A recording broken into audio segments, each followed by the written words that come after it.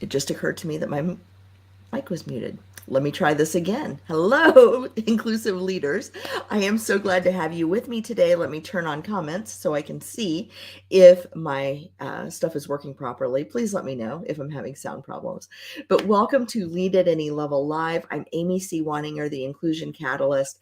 This week, I want to wish you all a happy Martin Luther King Jr. Day. Today is Monday, January 16th. It's also my dad's birthday. Happy birthday, Daddy.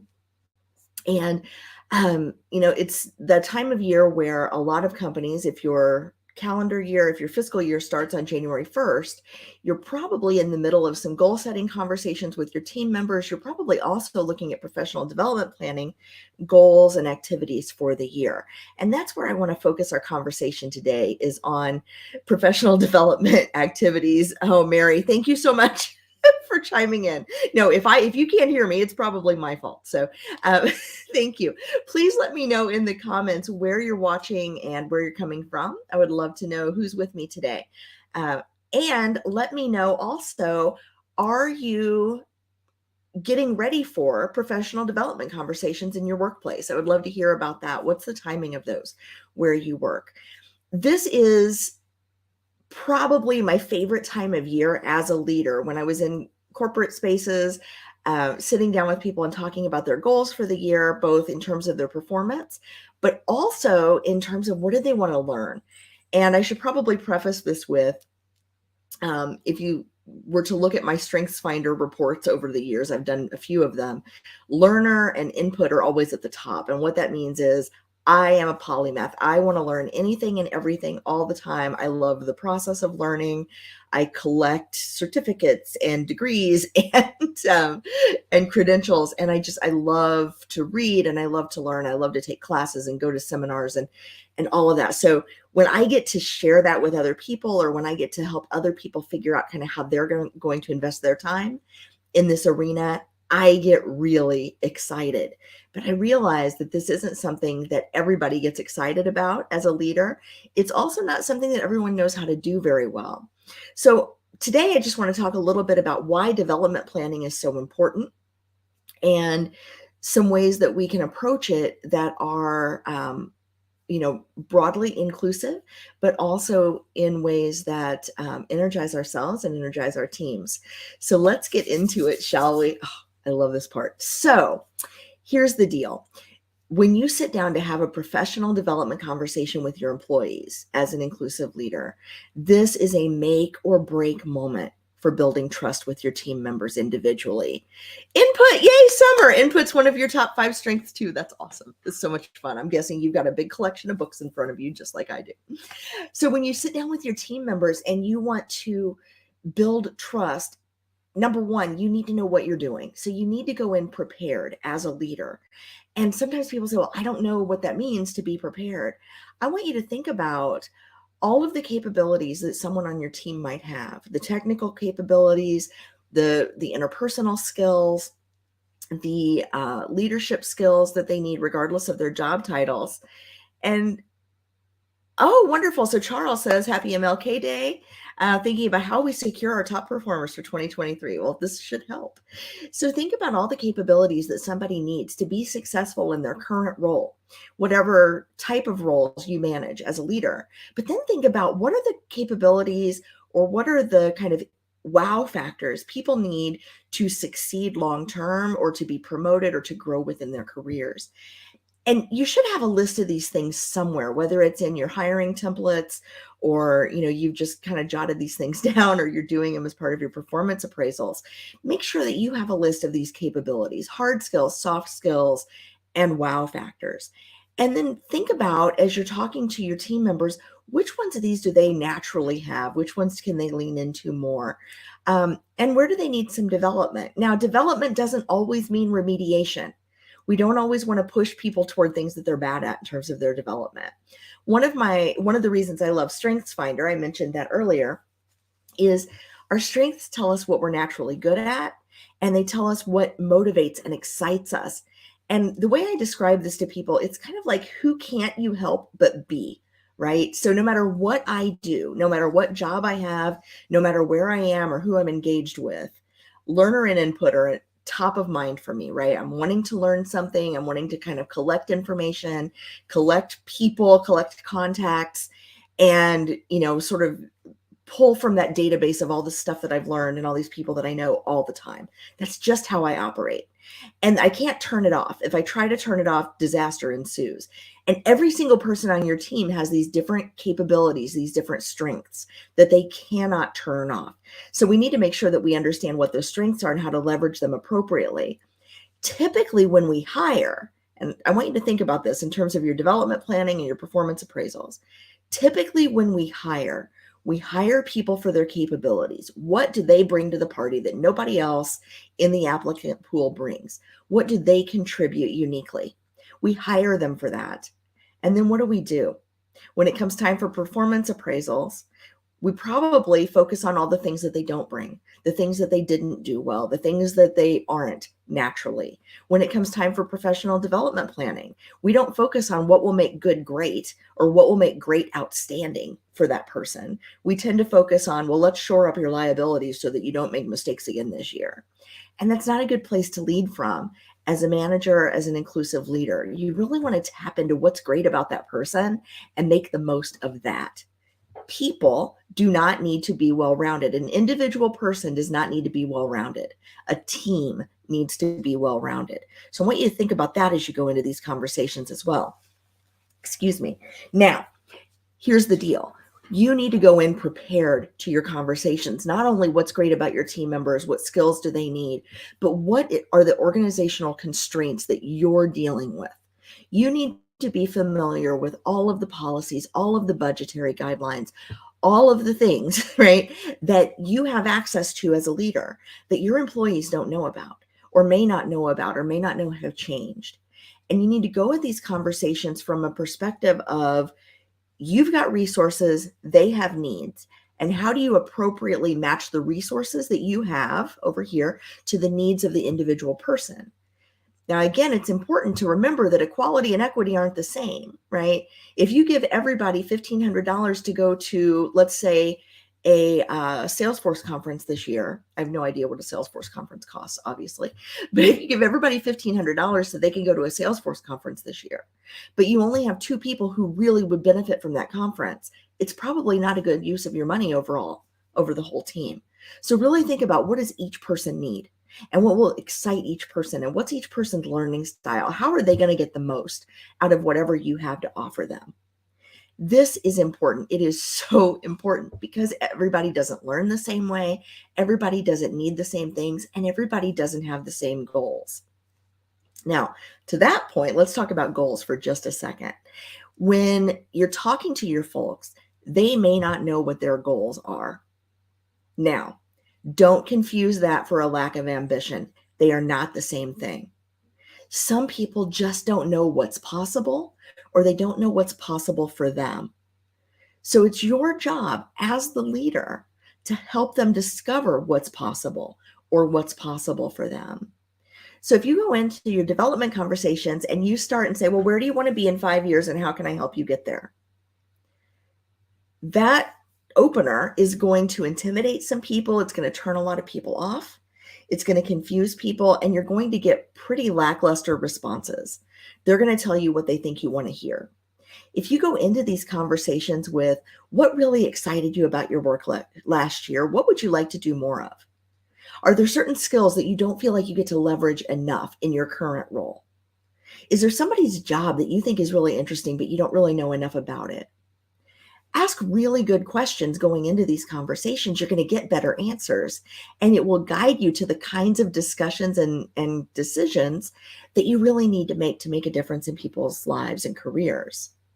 You can also probe a little bit and ask, well, why haven't we talked about this before? Or what do you think is holding you back from doing what you really want to do? And this is a way to uncover, what do people think their limitations are? Either their own personal limitations, the limitations of how others perceive them, the limitations of what's possible at the organization. These are important questions because you may find out, for example, that one of your employees would really love to apply for a management role. This happened to me in a job that I used to have. One of my employees, a second level employee, said, I'd really like to apply for a management role someday. I said, well, you've been here a while and you're a good leader on the team. Why haven't you applied? She said, well, I don't have a bachelor's degree and I don't think I would be considered. And that surprised me because I knew lots of managers, people with management titles in the company that didn't have bachelor's degrees, but she didn't know any. So we had a conversation about that. And what we decided was it wasn't that she thought the organization wouldn't consider her. It was that she didn't feel like she was ready without that degree. So we looked into, well, what are the tuition reimbursement policies of the organization? And how can we help her tap into some of that money so she can go finish her degree like she's been wanting to do for 20 years?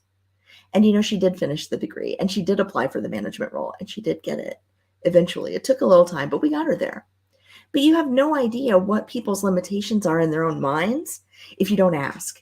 So I encourage you to ask, what do they want to do? What do they see as possible? What do they see as impossible? And what's really their heart's desire?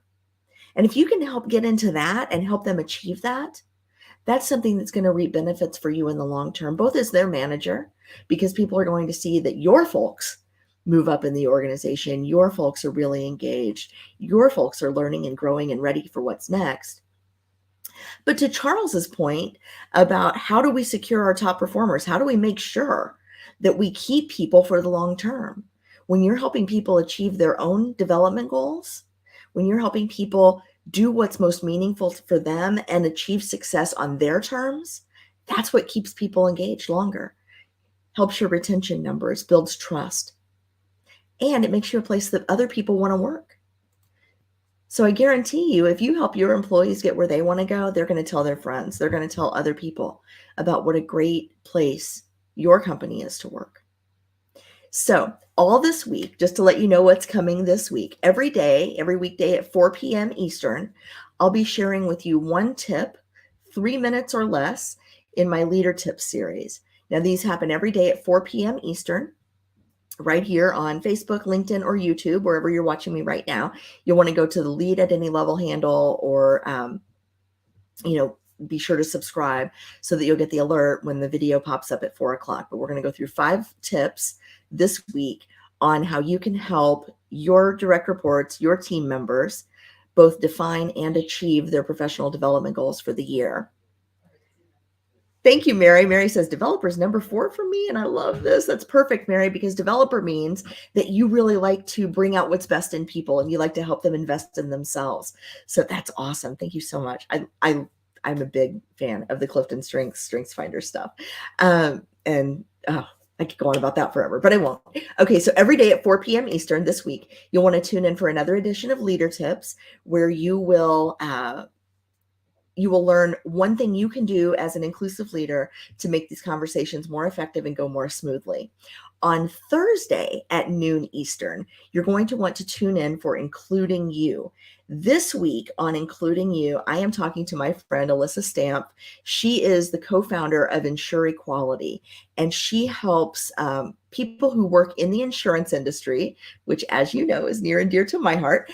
I worked in the insurance industry for more than a decade. She is helping folks in the insurance industry basically rate their employers on how inclusive is their workplace. So if you're in the insurance industry, you're going to want to be sure to follow these tips so you can rate very high on the Insure Equality score. And let's see. Oh, Lisa says, I just want to check comments real quick because I'm getting some today. Thanks, everybody, by the way, for commenting. It makes me feel a little less alone. You don't know this probably, but when I'm in StreamYard, I can't actually see who's engaged or where you're engaged on the platforms. So I don't know if I've got, 50 people watching on Facebook and 10 on LinkedIn and, 3 on YouTube or whatever. My little number says 0. And then I start getting comments on the side and I'm excited because otherwise I don't know you're there if you don't comment. So thank you for commenting. So Lisa says, I love this. I feel the same way. Have a servant leadership style. This is what helping your employees then in return helps your organization. Thank you for sharing. Thank you, Lisa, for tuning in. And I think it's so important that we continue to invest in our own capabilities as leaders so that we can show that growth mindset and demonstrate it for our employees. And remember, we just keep getting better, right? There's no perfection. There's no failure. We just keep getting better over time. So that's all I have for you today. I hope you will join me every day at 4 p.m. for Leader Tips. I hope you'll come back on Thursday for the Including You podcast with Alyssa Stamp. And if you do miss the noon Eastern Thursday Including You video, be sure to check us out as a streaming audio podcast on Living Corporate. You can find Living Corporate podcast wherever you get your podcasts. Apple Podcasts, Spotify, wherever you go for those. You'll be able to find Living Corporate there. We are the Friday show, and we have a new interview each week with a chief diversity officer or other executive who is committed to driving inclusion in their organization. And so we're sharing, why does it matter, and what's working, and how do we know it's working? And I want to make sure that everybody knows about that, because they're phenomenal conversations with people who sometimes it's hard to get access to these folks because they're very busy and they're very committed to the work that they do. So you get to learn from them just like I do every Thursday and Friday, either on video or as an audio podcast. And the tips are recorded. Yes, Mary, she says, will the tips be recorded? They are recorded, and you can find these tips this week once they air each weekday on my YouTube channel. You can also subscribe to my YouTube channel so you get the little alert every time it goes. The YouTube channel is Lead at Any Level. So if you look up Lead at Any Level on YouTube, you will find me there, and you can find all the past episodes that aired. So these Leader Tips videos are 3 minutes or less. They're super quick, just kind of a little memory jogger or prompt to help you sort of nudge you in the right direction and think more inclusively as a leader each week. So with that, I will let you go. Let me say this before I leave so my coach won't scream at me. If you need help in your organization with assessment, advisory, or training services to help your leaders become more inclusive, or to help your culture become more inclusive, I would love to talk with you.